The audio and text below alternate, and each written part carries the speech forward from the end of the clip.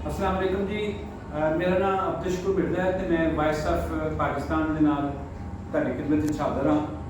1965 ਦੀ ਜੰਗ ਸਤੰਬਰ ਜਿਹੜੀ ਹੈ ਉਹਦੇ ਵਿੱਚ ਪਾਕ ਫੌਜ ਦੇ ਨਾਲ, ਪਾਕ ਫਜ਼ਾਈਆ ਦੇ ਨਾਲ, ਪਾਕ ਨੇਵੀ ਦੇ ਨਾਲ ਲੋਕਾਂ ਨੇ ਜਿਹੜਾ ਮਿਲ ਕੇ ਉਸ ਜੰਗ ਦੇ ਵਿੱਚ ਦੁਸ਼ਮਣ ਦੇ ਦੰਦ ਖੱਟੇ ਕੀਤੇ ਸਨ। ਉਹਦੇ ਵਿੱਚੋਂ ਸ਼ਹਿਰ ਇਕਬਾਲ ਸਿਆਲਕੋਟ ਵੀ ਸ਼ਾਮਿਲ ਸੀ। ਸ਼ਹਿਰ ਇਕਬਾਲ ਸਿਆਲਕੋਟ ਦੇ ਸ਼ਹਿਰੀਆਂ ਦੀ ਜੁਰਤ ਔਰ ਬਹਾਦਰੀ ਦੀ ਇਸ ਖਿਦਮਤ ਨੂੰ हुकूमत पाकिस्तान ने हलाले इस्तकलाल जड़ा है वो अता किया सी। ते हलाले इस्तकलाल अता होने वाले पाकिस्तान चो 3 शहर शामिल ने, जिहदे सियालकोट है, जिहदे सरगोदा है, जिहदे लाहौर है। अज असी शहर इकबाल सियालकोट के एक ऐसे इंसान के नाल तुहाडी मुलाकात करवा रहे हैं जिन्हें जंगे सितंबर के ना सिर्फ उन्होंने तकिया बल्कि वो अमली काम भी किया। मेरे को इसलिए मौजूद ने अब्दुल सत्तार खान शेरवानी साहब। तुसी शेरवानी साहब दसो कि जंगे सितंबर 65 ਵਿੱਚ ਤੁਸੀਂ ਕੀ ਟੱਕਿਆ ਤੇ ਤੁਸੀਂ ਕੀ ਕਿਰਦਾਰ ਅਦਾ ਕੀਤਾ? देखो जी, मैं वो सिविल डिफेंस के ਵਿੱਚ सिविल डिफेंस का सैक्टर वार्डन था। मैं रात 2 ਨੂੰ ਸਾਨੂੰ पता लगा कि 2 बजे के मकार दुश्मन ने साढ़े मुल्क पे अटैक कर दिता। टैंक अटैक होया ਕਿਹੜੀ ਤਾਰੀਖ ਸੀ? 6 सितंबर की 6 सितंबर की रात को अटैक किया। बाजरा गढ़ी वाले साइड तो 600 टैंक का हमला किया ते असी अपनी वो जगह पे पहुंच गए ना, अपनी तंजीम लैके नाल बंदे। दोपहर 2 बजे 1 बजे 1:30 बजे सानू पता लगा कि साढ़े कोल क्रिश्चियन टाउन क्रिश्चियन की आबादी है सैकू रोड के नाल ही मोनगुरा दे उत्थे दुश्मन ने टैंका के राकेट मारी। ਉਹਦੇ ਨਾਲ ਹਾਲਾਤਾਂ ਹੋਈਆਂ ਉੱਥੇ ਸਾਨੂੰ ਪਤਾ ਲੱਗਾ। ਉੱਥੇ ਗਏ ਹਾਂ ਤੇ ਅਸਾਂ ਦੇਖਿਆ, ਜਦ ਮੈਂ ਜਾ ਕੇ ਦੇਖਿਆ ਕਿ ਉੱਥੇ ਜਾਨਵਰ ਵੀ ਜ਼ਖਮੀ ਪਏ ਸਨ। ਉਸ ਘਰ ਉੱਥੇ ਕਿੰਨੇ ਲੋਕ ਸ਼ਹੀਦ ਹੋਏ? ਉੱਥੇ 3 ਕ੍ਰਿਸਚਨ ਆਪਣਾ ਹੋਏ, ਉੱਥੇ 2 ਆਪਣਾ ਖਤਮ ਹੋਏ। ਉਸ ਤੋਂ ਬਾਅਦ ਅਸੀਂ ਉੱਥੇ ਇੱਕ ਜ਼ਖਮੀ ਸੀ, ਜ਼ਖਮੀ ਨੂੰ ਲੈ ਕੇ ਜਾ ਰਹੇ ਸਾਂ। ਪਹਿਲਾਂ ਇੱਕ ਬੱਚਾ ਹੀ ਜ਼ਖਮੀ ਲੱਗਾ, ਉਹ ਇੱਕ ਦੋਸਤ ਨੂੰ ਗਿਆ ਕਿ ਜਾ ਕੇ ਕਿਤੇ ਗੱਡੀ ਦੇ ਤੇ ਸਿਵਲ ਹਸਪਤਾਲ ਪਹੁੰਚਾ ਦੇ। तकरीबन 1.5 साल का बच्चा सी, उन्होंने बचाया। उस तो बाद फिर एक जख्मी औरत सी, उन्होंने 4 बजे उठा के असीं लैके जा रहे हैं। साढ़े उत्तों जी एक राकट आया, उस राकट ने सामने साढ़े अखां के सामने उत्थे 2 बंदे शहीद हुए। उन्होंने एक सैयद साहब सन, एक उस साइकिल पर आ रहे सन, 2 बंदे बैठे थे। उन्होंने जो साइकिल चला रहे थे, साइकिल के व्हील भी सारे वो निकल गया अपना राकट के नाल पिछड़ा वाई के वो डिग गई साइकिल। तो पिछला जो आदमी है वो बच गया सी, दोस्त जो अगे गया सी उसकी डेथ हो गई। चुनाचे असी अपने मुकाम से पहुँचा के उन्होंने आए हैं। जिसले जो जख्मी से लैके जा रहा था उतों तो उन्होंने उत्थे फिर देखा था एक जख्मी होया, उन्होंने अस्पताल पहुँचाया था। वो जिले अस्पताल पहुँचाया वो भी तकरीबन 3 दिन बाद या 4 दिन बाद उनकी डेथ हो गई है। अच्छा सर, तुसी मैनूं तुसी ਇਹ ਦੱਸੋ कि ਇਹ ਤੇ ਕ੍ਰਿਸਚੀਅਨ ਟਾਊਨ ਜਿਹੜੀ ਹੈ ਸਰਕੂਲਰ ਰੋਡ ਤੇ ਆਬਾਦੀ ਉਹਦੇ ਤੇ ਸ਼ੈਲਿੰਗ ਹੋ ਰਹੀ ਸੀ ਇਧਰੋਂ ਕੂੜੇ ਦੀ ਸਾਈਡ ਤੋਂ जी। ਤੇ ਇਹਦੇ ਇਲਾਵਾ ਕੋਈ ਭਾਈਚਾਰਾ ਨੇ ਵੀ ਫਾਇਰਿੰਗ ਕੀਤੀ ਔਰ ਉਹਨਾਂ ਵੀ ਲੋਕ ਜ਼ਖਮੀ ਹੋਏ? जी नहीं, भाईजान ने तो 11 तरीक ਨੂੰ ਜਾ ਕੇ ਬਾਅਦ ਅਟੈਕ ਕੀਤਾ ਨਾ ਜੀ, ਜਿਹੜਾ ਕਿਲੇ ਦੇ ਕੋਲ ਹੋਇਆ। ਕਿਲੇ ਦੇ ਉਹਦੇ ਵਿੱਚ ਕਿੰਨੇ ਲੋਕ ਸ਼ਹੀਦ ਹੋਏ? ਉਹਦੇ ਵਿੱਚ ਕੋਈ ਮੇਰਾ ਹਾਲੇ 2 ਹੀ ਕੀ ਹੋਏ ਤੋਂ ਜ਼ਿਆਦਾ, ਕਿਉਂਕਿ ਬਾਜ਼ਾਰ ਸੀ ਮੇਨ। तो उत्थे इलाका जो दूर हट के तो उत्थे थोड़े बंदे जोड़े ने शहीद हुए हैं। क्योंकि वो जो 65 से पहले हुए हैं तो असी अपने हाथ में उन्हें कमरा कढ़ के तो उन्होंने दफनाया सारी रात अपने कोल रख के सारी रात कुल उस वेले 65 की जंग विच किन्ने शहरी सन जिन्होंने जाम शहादत नसीब होए ने? मेरा हाले शहीद जो हुए ने वो ज़्यादा असीं कह सकते हो 8-10 होंगे।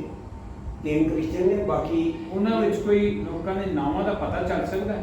नहीं ना, मैंने इन्ना पता कि क्रिश्चियन अपना 3 क्रिश्चियन सन, बाकी जो ने सारे वो ਕਿਉਂਕਿ ਤੁਹਾਨੂੰ ਘਰਾਂ ਦਾ ਪਤਾ ਹੈ, ਜੀ ਘਰਾਂ ਤੁਸੀਂ ਦਾ ਕਿਆ ਉਹਦੇ ਵਿੱਚ ਮਦਦ ਕਰ ਸਕਦੇ ਹੋ ਸਾਡੀ ਕਿ ਪਤਾ ਚੱਲ ਸਕੇ ਕਿ ਲੋਕ ਸ਼ਹੀਦ ਹੋਏ ਪਤਾ ਲੱਗ ਸਕਦਾ ਸਾਡੇ। ਕਿਉਂਕਿ ਅਸੀਂ ਸਿਆਲਕੋਟ ਦੇ ਡਿਪਟੀ ਕਮਿਸ਼ਨਰ ਸਾਹਿਬ ਜਿਹੜੇ ਨੇ ਅਦਨਾਨ ਮਹਿਮੂਦ ਅਵਾਨ ਸਾਹਿਬ, ਉਹਨਾਂ ਨੂੰ ਇਹ ਕਿਹਾ ਹੈ ਕਿ ਕਿਲੇ ਦੇ ਉੱਤੇ ਜੰਗੇ ਸਤੰਬਰ ਦੇ ਵਿੱਚ ਜਾਣ ਦੇ ਨਜ਼ਰਾਨੇ ਪੇਸ਼ ਕਰਨ ਵਾਲੇ ਪਾਕ ਫੌਜ ਤੇ ਫਜ਼ਾਈਆ ਦੇ ਔਰ ਸ਼ਹਿਰੀਆਂ ਨੇ ਜਿਹੜੀ ਜਾਨਾਂ ਦਿੱਤੀਆਂ ਨੇ ਉਹਨਾਂ ਦੀ ਯਾਦਗਾਰ ਉੱਥੇ ਕਾਇਮ ਕੀਤੀ ਜਾਏ ਤੇ ਉਹਦੇ ਸਿਲਸਿਲੇ ਸਾਨੂੰ ਤੁਹਾਡੀ ਮਦਦ ਦੀ ਜ਼ਰੂਰਤ ਹੈ। ਜਿਸ ਵਕਤ ਅਟੈਕ ਹੋਇਆ ਚਿਮੰਡੇ ਤੇ ਅਟੈਕ ਹੋਇਆ, ਉਸ ਵਕਤ ਇੱਕ ਆ ਰਹੀ ਸੀ ਇਹਨਾਂ ਦੀ ਗੱਡੀ ਆਰਮੀ ਦੀ, ਉੱਥੇ ਆ ਕੇ ਉਹ ਅੱਗ ਲੱਗਣ ਲੱਗੀ ਸੀ ਸਾਡੇ ਸਰਕਲ ਰੋਡ ਦੇ ਉੱਤੇ। ਉਸ ਵਕਤ ਅਸਾਂ ਉਹਨਾਂ ਦੀ ਬੇਬਰਾ ਮਦਦ ਕੀਤੀ ਹੈ ਸ਼ਹਿਰੀਆਂ ਨੇ, ਅਸਾਂ ਮਿਲ ਕੇ ਤੇ ਉਹ ਅੱਗ ਜਾਈ ਤੇ ਉਹ ਤਕਰੀਬਨ ਸ਼ਾਮ ਤੱਕ ਗੱਡੀ ਉੱਥੇ ਸਾਡੇ ਕੋਲ ਰਹੀ ਹੈ ਤੇ ਸ਼ਾਮ ਨੂੰ ਉਹ ਗੱਡੀ ਲੈ ਗਏ ਨੇ ਉੱਥੇ।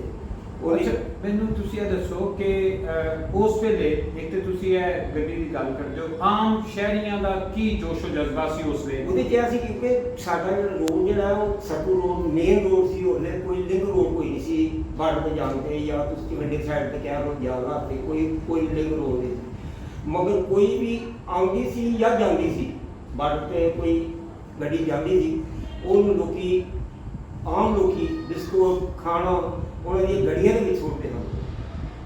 ਤੇ ਇਹਦੇ ਇਲਾਵਾ ਉਹਨਾਂ ਨਾਲ ਤੁਸੀਂ ਪਾਕ ਆਰਮੀ ਦੇ ਜੋ ਤੁਸੀਂ ਮੈਨੂੰ ਦੱਸ ਰਹੇ ਸੋ ਕਿ ਸਿਆਲਕੋਟ ਦੋ ਜਗ੍ਹਾ ਤੇ ਇਹ ਜਿਹੜੇ ਵਾਕਿਆਤ ਹੋਏ, ਫਿਰ ਤੁਸੀਂ ਇਹ ਵੀ ਦੱਸ ਰਹੇ ਸੋ ਰੰਗਪੁਰਾ ਰੋਡ, ਰੰਗਪੁਰੇ ਤੇ ਮੋਰੀਗੜ, ਯਾਨੀ ਕਿ ਸਰਕੂ ਰੋਡ ਦੇ ਇੱਕ ਸਾਈਡ ਲੈਫਟ ਸਾਈਡ ਤੇ ਰਾਈਟ ਸਾਈਡ। ਅੱਛਾ, ਤੇ ਕਿਲੇ ਦੇ ਉੱਤੇ ਵੀ ਸੁਣਿਆ ਜਾ ਰਿਹਾ ਨੇ ਕਿ ਬੰਬ ਮਾਰੇ ਸਨ। ਉਹ 11 ਤਰੀਕ ਦਾ ਵਾਕਿਆ, ਉਹ ਰਾਤ ਦੇ 2 ਵਜੇ ਤਕਰੀਬਨ 3 4 ਆਏ ਨੇ ਤੇ ਉਹਨਾਂ ਨੇ ਅਟੈਕ ਕੀਤਾ ਸੀ।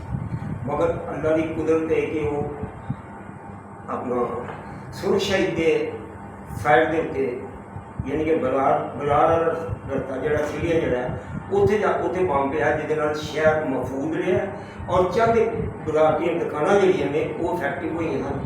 ਮਗਰ ਕੋਈ ਬੰਦਾ ਇਹ ਨਹੀਂ ਕਹਿ ਸਕਦਾ ਕਿ ਸਿਵਲ ਡਿਫੈਂਸ ਦੀ ਵਜ੍ਹਾ ਨਾਲ ਕਿਸੇ ਦਾ ਕੋਈ ਨੁਕਸਾਨ ਹੋਇਆ ਹੋਵੇ। ਮਗਰ ਸ਼ਹਾਦਤਾਂ ਉੱਥੇ ਇੱਕ ਅੱਧੀ ਕੋਈ ਹੋਈ ਹੋਏਗੀ, ਬਾਕੀ ਜ਼ਿਆਦਾ ਨਹੀਂ। ਚੌਕ ਸ਼ਹੀਦਾਂ ਉਹਦਾ ਨਾਂ ਤੇ ਫਿਰ ਉਸੇ ਉਸ ਤੋਂ ਪਹਿਲਾਂ ਨਹੀਂ ਸੀ ਚੌਕ ਸ਼ਹੀਦਾਂ। ਮਗਰ ਉੱਥੇ ਬੰਬ ਪਿਆ ਤੇ ਸ਼ਹੀਦ ਉਹ ਇੱਕ ਦੋ ਜਿਹੜੇ ਘਰ ਦੇ ਵਿੱਚ ਹੋਏ ਨੇ, ਕੋਈ ਕਮਜ਼ੋਰ ਛੱਤਾਂ ਉਹ ਡਿੱਗੀਆਂ ਤੇ ਉਹਦੀ ਵਜ੍ਹਾ ਚੌਕ ਸ਼ਹੀਦਾਂ ਨਾ ਹੋਇਆ।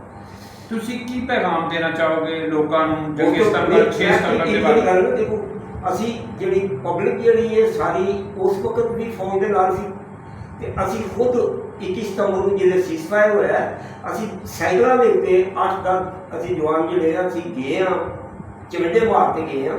ਚਿਮਟੇ ਵਾਰ ਤੇ ਅਸੀਂ ਉਦੋਂ ਅੰਗੂਰ ਦਾ ਮੌਸਮ ਸੀ ਆਪਣਾ, ਉਹਦੇ ਵਿੱਚ ਅਸੀਂ ਥੈਲੇ 10-12 ਥੈਲੇ ਸਾਹਮਣੇ ਆਏ ਜਿਹਦੇ ਵਿੱਚ ਸਿਗਰਟ, ਲੈਟਰ ਪੈਨ ਇਹ ਹਰ ਚੀਜ਼ ਇਹੋ ਚੀਜ਼ਾਂ ਜ਼ਰੂਰੀਆਂ ਨੇ ਜ਼ਿੰਦਗੀ ਜਿਹੜੀਆਂ ਨਾ, ਜਾਂ ਉਹਨੂੰ ਘਰ ਬਣਾ ਦੇ ਲੱਗੇ ਉਹ ਅਸੀਂ ਦਾਖਲੇ ਦੇ ਲਿਫਾਫੇ ਲੈ ਗਏ ਨਾਲ। ਉਹ ਫਿਰ ਅਸੀਂ ਉੱਥੇ ਗਿਆ, ਅਸੀਂ ਬ੍ਰਿਗੇਡੀਅਰ ਅੰਦਰ ਸਾਹਿਬ ਸਾਨੂੰ ਉੱਥੇ ਉਹਨਾਂ ਨੂੰ ਮਿਲਿਆ ਸੀ। ਉਹਨਾਂ ਨੂੰ ਮਿਲ ਕੇ ਤੇ ਉਹਨਾਂ ਨੂੰ ਕਿਹਾ ਕਿ ਯਾਰ ਅਸੀਂ ਮੁਜਾਹਿਦਾਂ ਦੇ ਲੈ ਕੇ ਆਏ ਹਾਂ, ਯੂਨੀਫਾਰਮ ਵੀ ਗਏ ਅਸੀਂ ਸਾਈਕਲਾਂ ਦੇ। ਤੇ ਉਹਨਾਂ ਨੂੰ ਕਿਹਾ ਕਿ ਯਾਰ ਤੁਸੀਂ ਸਾਡੀ ਕੋਈ ਤਕਲੀਫ ਕਰਕੇ ਆਏ ਹੋ, ਤੁਸੀਂ ਖੁਦ ਜਾਓ ਤੇ ਮੋਰਚੇ ਵਿੱਚ ਜਾ ਕੇ ਤਕਸੀਮ ਕਰਕੇ ਆਓ। ਅਸੀਂ ਖੁਦ ਜਾ ਕੇ ਮੋਰਚਿਆਂ ਦੇ ਵਿੱਚ ਜਾ ਕੇ ਸਾਰਾ ਕੁਝ ਤਕਸੀਮ ਕਰਕੇ ਆਏ ਹਾਂ। ਜਿਹੜੇ ਅਸੀਂ ਆਏ ਹਾਂ ਤੇ ਫਿਰ ਸਾਨੂੰ ਉਹਨਾਂ ਉੱਥੇ ਚਾਹ ਵਗੈਰਾ ਪਿਆਈਏ, ਗੱਲ ਵੀ ਪਿਆਈ। ਫਿਰ ਉਹਨਾਂ ਸਾਨੂੰ ਚਿਮੰਡੇ ਦਾ ਸਾਰਾ ਇੱਕ ਮੇਰੇ ਸਾਨੂੰ ਭੇਜੇ, ਮੇਰੇ ਰਸ਼ੀਦ ਸਾਹਿਬ ਸਾਨੂੰ ਉਹਨੂੰ ਸਾਡੇ ਨਾਲ ਭੇਜਿਆ ਉਹਨਾਂ। ਅਸੀਂ ਚਿਮੰਡੇ ਦਾ ਸਾਰਾ ਕਿ ਇੱਕ ਕਬਰ ਦੇ ਉੱਤੇ, ਆਪਣੇ ਕਬਰ ਕਹਿ ਰਹੇ ਮਸਜਿਦ ਦੇ ਉੱਤੇ ਇੱਕ ਰਾਕਟ ਪਿਆ ਸੀ ਫਾਇਰ ਹੋਇਆ ਦਾ, ਤੇ ਉਹ ਰਾਕਟ ਬਿਲਕੁਲ ਲਿਪਾਈ ਨਵੀਂ ਤਾਜ਼ੀ ਲਿਪਾਈ ਹੋਈ ਸੀ, ਸ਼ਾਇਦ ਜੰਗ ਤੋਂ ਚੰਦ ਦਿਨ ਪਹਿਲਾਂ ਹੋਈ ਸੀ ਲਿਪਾਈ, ਸਾਲ ਪਾਈ ਤੇ ਉਹਨਾਂ ਮਸਜਿਦ ਦੇ ਥੱਲੇ ਲੈ ਗਏ ਤੇ ਕਹਿਣ ਲੱਗੇ ਕਿ ਇਹ ਛੱਤ ਦੀ ਹੋਇਆ। ਅੱਛਾ, ਸਿੱਧੀ ਦਾ ਛੱਤ ਤੇ ਤਕਰੀਬਨ 2 ਇੰਚ ਵਾਲੇ ਪਏ ਨੇ। ਮੇਰੇ ਸਾਹ ਨਾਲ ਕਿਤੇ ਖਾਣੇ ਹੁੰਦੇ ਜਿਹੜਾ ਕਿ 1 ਫੁੱਟ ਦੀ 1.5 ਫੁੱਟ ਦੀ ਜਿਹੜੀ ਹਮ ਉੱਤੇ ਲੈ ਗਏ ਜਾ ਕੇ ਕਹਿੰਦੇ ਕਿ ਇੱਥੇ ਦੀ ਫਰੇ ਦੇ ਉੱਤੇ ਅਗਰ ਇੱਕ ਸਟਾਮ ਦਾ ਜਾਂ ਸਟਾਮ ਦਾ ਵੱਟਾ ਸੁੱਟੋ ਤੇ ਕੀ ਹੋਏਗਾ? ਨਿਸ਼ਾਨ ਦਾ ਜਾਂ ਕੀ ਹੋਣਾ? ਚੁਰਾਚੀ ਉਹ ਲੈ ਕੇ ਸਾਨੂੰ ਤਾਂ ਕੋਨੇ ਦੇ ਇੱਕ ਬੰਬ ਪਿਆ ਤਾਂ ਹਾਂ ਮੇਰਾ ਹੈ ਕਮ ਤੋਂ 18-20 ਕਿਲੋ ਦਾ ਹੋਣਾ। ਉਹਨੇ ਕਹੀ ਦੇਖੀ ਕਿਸੇ ਬੰਬ ਫਾਇਰ ਹੋ ਕੇ ਆਇਆ ਤੇ ਕਿਸੇ ਅੱਲਾ ਦੇ ਨੇਕ ਬੰਦੇ ਨੇ ਫੜ ਕੇ ਤੇ ਜ਼ਮੀਨ ਉੱਤੇ ਰੱਖਦਾ ਤੇ ਨਿਸ਼ਾਨ ਦੀ ਕਰਨੀ ਹੈ ਤੇ ਆਗਾ ਤੁਸੀਂ ਦੇਖੋ ਨਿਸ਼ਾਨ ਨਹੀਂ ਪਿਆ ਉਹਦੇ ਹੱਥ ਨਾਲ ਫਿਰ ਆਪਣਾ ਹੋ ਕੇ ਤੇ ਦੇਖਿਆ ਕਿ ਉਹ ਫਰੀ ਉਹਦੇ ਉੱਤੇ ਨਿਸ਼ਾਨ ਦੀ ਕਰਨੀ ਪਿਆ ਕਿ ਸਾਡੀ ਇਸ ਵਕਤ ਸਾਡਾ ਇਮਾਨ ਵੀ ਕਿ ਮੁਸਲਮਾਨਾਂ ਦੀ ਅੱਲਾਹ ਤਾਲਾ ਨੇ ਮਦਦ ਕੀਤੀ ਉਸ ਵਕਤ। ਅੱਛਾ ਖਾਨ ਸਾਹਿਬ, ਤੁਸੀਂ ਮੈਨੂੰ ਦੱਸੋ ਤੁਹਾਡੀ ਅਸਲੀ ਉਮਰ ਕਿੰਨੀ ਹੈ? ਮੇਰੀ ਤਕਰੀਬਨ 80 ਸਾਲ ਦੀ ਹੈ। ਉਸ ਵੇਲੇ ਤੁਸੀਂ ਕਿੰਨੀ ਉਮਰ ਸੀ ਤੁਹਾਡੀ 1965 ਵਿੱਚ?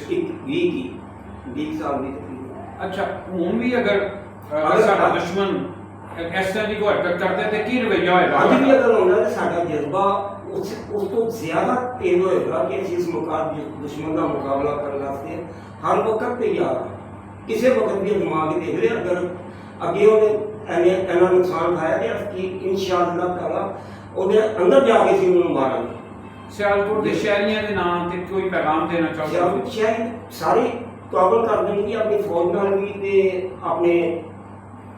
ਆਪਣੇ ਆਵਾਮ ਨਾਲ ਸਾਰਾ ਹਰ ਵਕਤ ਤਿਆਰ ਨੇ। ਕੋਈ ਵੀ ਐਸਾ ਕੋਈ ਮਸਲਾ ਆ ਜਾਏ ਤੇ ਪਾ ਕੇ ਸਿਆਲਕੋਟ ਦੀ ਆਵਾਮ ਜਿਹੜੀ ਉਹ ਫੌਜ ਦੇ ਨਾਲ ਦੇ ਕੌਮ ਦੇ ਨਾਲ।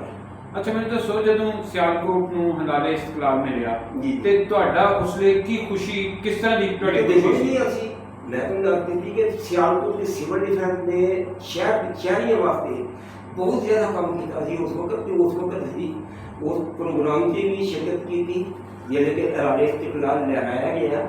ਉੱਥੇ ਵੀ ਤੇ ਉਸ ਤੋਂ ਬਾਅਦ ਵੀ 8 ਸਾਲ ਅਸੀਂ ਸਲਾਮੀ ਤੇ ਲਿਆ ਉਹ ਵੀ ਕਰ ਸਕਦੇ ਹਾਂ।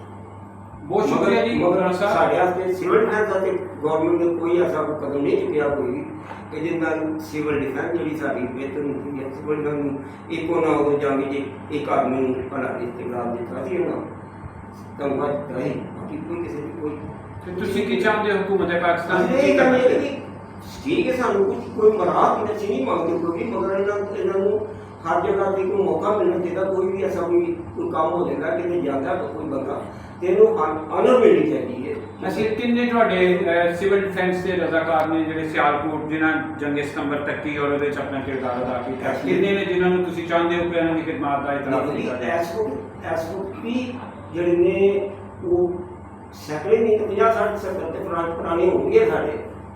क्या मुमकिन है ਤੁਸੀਂ ਉਹ ਸਾਰਿਆਂ ਦੀ ਲਿਸਟ ਬਣਾ ਕੇ ਸਾਨੂੰ ਦਿਓ ਤਾਂ ਕਿ ਅਸੀਂ ਡੀਸੀ ਸਾਹਿਬ ਨੂੰ ਦੇਈਏ? ਹੋ ਸਕਦਾ ਠੀਕ ਹੋ ਸਕਦਾ। ਅੱਛਾ ਬਹੁਤ ਸ਼ੁਕਰੀਆ ਜੀ ਸਾਡੇ ਸੁਣਨ ਵਾਲਿਆਂ ਵਾਸਤੇ ਬੜੀ ਅੱਛੀ ਮਾਲੂਮਾਤ ਖਾਨ ਸਾਹਿਬ ਨੇ ਦਿੱਤੀਆਂ ਨੇ ਔਰ ਇਹ ਬੜੀ ਖੁਸ਼ੀ ਦੀ ਗੱਲ ਹੈ ਕਿ 80 ਸਾਲ ਦੀ ਉਮਰ ਵਿੱਚ ਵੀ ਖਾਨ ਸਾਹਿਬ ਦਾ ਉਹ ਜਜ਼ਬਾ ਜਿਹੜਾ 1965 ਦੀ ਜੰਗ ਸੀ ਤੇ ਉਸ ਜਜ਼ਬੇ ਨੂੰ ਅਸੀਂ ਸਲਾਮ ਪੇਸ਼ ਕਰਨੇ ਔਰ ਇਹਨਾਂ ਦੀ ਖਿਦਮਤ ਦਾ ਜਿਹੜਾ ਅਸੀਂ ਇਤਰਾਫ ਕਰਨੇ ਆ। ਅਸੀਂ ਸਮਝਦੇ ਹਾਂ ਕਿ ਹਕੂਮਤ ਪਾਕਿਸਤਾਨ ਵੀ ਇਹਨਾਂ ਦੀ ਖਿਦਮਤ ਦਾ ਇਤਰਾਫ ਕਰੇਗੀ। ਇਹਦੇ ਨਾਲ ਹੀ ਅਸੀਂ ਵਾਇਸ ਆਫ ਪਾਕਿਸਤਾਨ ਤੋਂ ਇਜਾਜ਼ਤ ਚਾਹੁੰਦੇ ਹਾਂ।